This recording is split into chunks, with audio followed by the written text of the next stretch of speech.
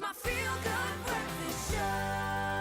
So parents know this feeling all too well when you tell your children to stop gaming and come to the dinner table, and you often hear the refrain, just 5 more minutes, please.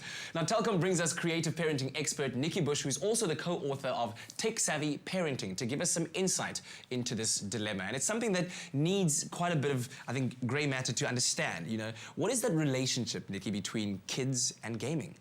Gaming is instant, Kat. Just like that. The game starts, lots of visual prompts, lots of auditory prompts. It's easy, it's at your fingertips, lots of choice, and many, many levels to get through. So yes, lots of mastery involved. You learn how to get good at the game, you get to another level, and there's a reward at the end of every level.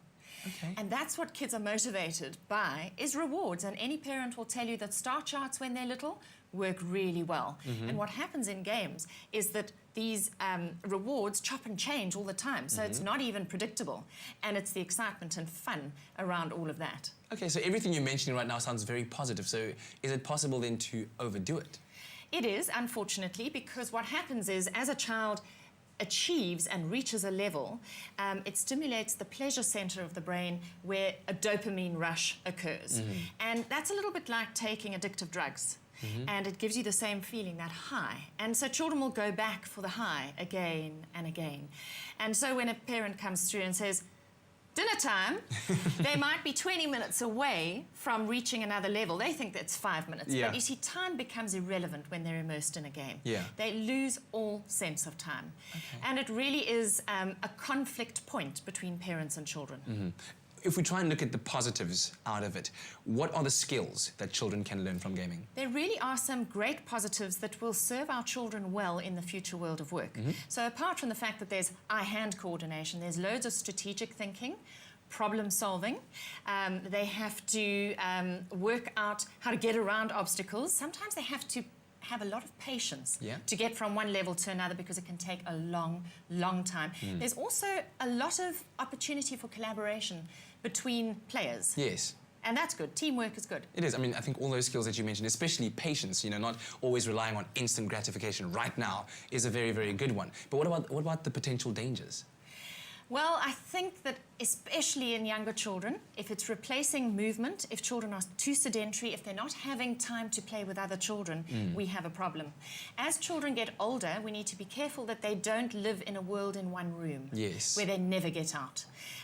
You just can't learn everything from a screen. And I have a grade 5 teacher who gave me this little anecdote recently, that she has a child in her class who spends the entire weekend playing Minecraft. Now, Minecraft is a fabulous game that is being used all over the world in classrooms. It teaches amazing stuff, but he has no social life. And when it comes to sharing news on a Monday morning, he has nothing to share.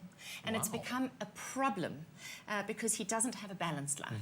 And so I guess, you know, in summary, when you look at it, what is it that that parents should be looking for in terms of an eventual outcome when they're allowing their kids to game?